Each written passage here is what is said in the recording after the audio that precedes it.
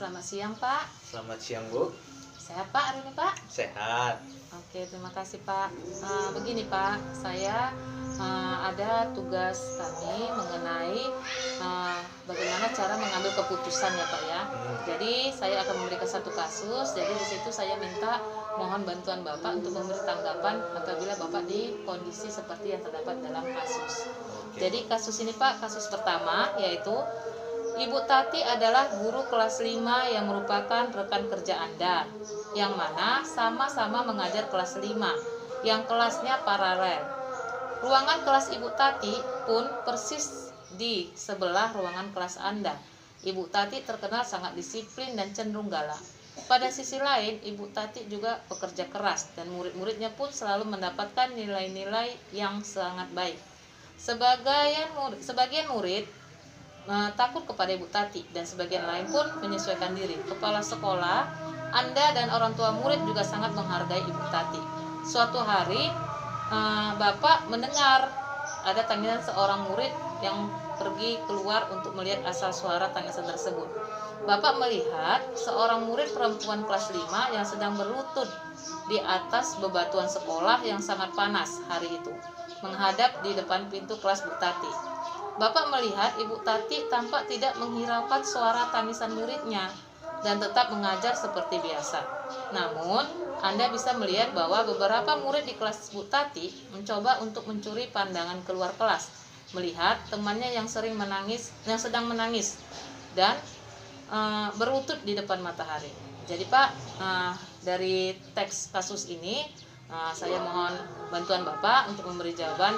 Yang pertama, kira-kira Bapak sebagai teman paralel dari Bu Tati di kelas sebelahnya yang melihat kejadian tersebut, apakah yang bisa Bapak lakukan gitu? Kira-kira Bapak apa yang harus Bapak lakukan menurut Bapak? Berarti ibu ini ngajar di kelas sebelah saya. Di Dan kelas sebetulnya saya melihatnya. Iya. Kalau mungkin ketika saya lewat melihat anak tersebut keluar, mungkin saya akan memperhatikan keadaannya dulu. Mungkin entah memahami apa sebabnya atau apa ya kan. Tetapi setelah saya memahami tersebut, mungkin saya akan sedikit dilema.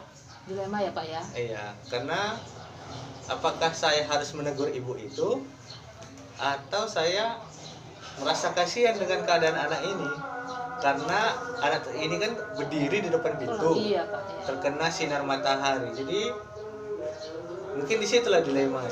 Dilemanya seperti itu ya Pak. Iya. Jadi agak susah ya Pak ya dilema mengambil keputusan ya Pak ya. Dalam mengambil keputusan ini. Jadi menurut Bapak, kira-kira Bapak sebagai guru lain yang melihat kondisi ini, apa yang bisa Bapak lakukan? Kira-kira keputusan apa yang bisa Bapak lakukan?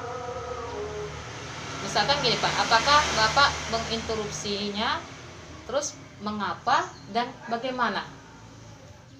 Kalau saya sebagai guru, Iya. mungkin saya akan menginterupsi. Menginterupsi ya Pak ya. Akan menginterupsi dengan cara mungkin melakukan pendekatan lah kepada Ibu Tati. Pada Ibu Tati ya Pak ya. Pendekatan yang lebih Iya, kekeluargaan menggunakan bahasa yang mungkin lebih halus atau mengajak lah. persuasif ya Pak ya. Persuasif, seperti itu. Jadi setidaknya kan Bu Tati tidak merasa tersinggung. Jadi kan mengajak, menanya apa yang sedang terjadi. Lalu saya akan menjelaskan mungkin bahwa keadaan anak ini sepertinya sudah sangat kelelahan gitu. Oh gitu ya Pak ya. Jadi Bapak caranya tidak menginterupsi secara langsung ya Pak Iya. ya, tapi dengan sentuhan langsung misalkan Bahasa yang anak tadi ya Pak ya, Bapak dekati di luar kedai sebelah Bapak ya Pak ya. Iya.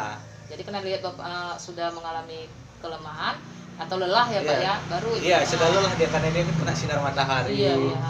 Dan sudah berlutut lah tadi ya kan. Iya, seperti itu ya Pak ya. Nah, seperti itu, karena jadi apabila mungkin dibiarkan anak ini bisa pingsan, itu nanti Bisa bahaya. efeknya lebih jauh ya Pak ya. Lebih bermasalah lagi menurut saya. Jadi begitulah cara Bapak, proses Bapak menegur ke Bu Tati Iya. ya. Jadi kira-kira yang Bapak harapkan apa Pak dari Bapak lakukan itu? Kalau yang saya harapkan pastinya Bu Tati itu bisa mengerti bahwa saya ingin menyampaikan sesuatu itu ibaratnya bukan untuk menyinggung dia gitu. faktor kasihan sama murid tadi ya Pak ya. Faktor kasihan lah, karena kan keadaan anak ini sudah cukup lelah.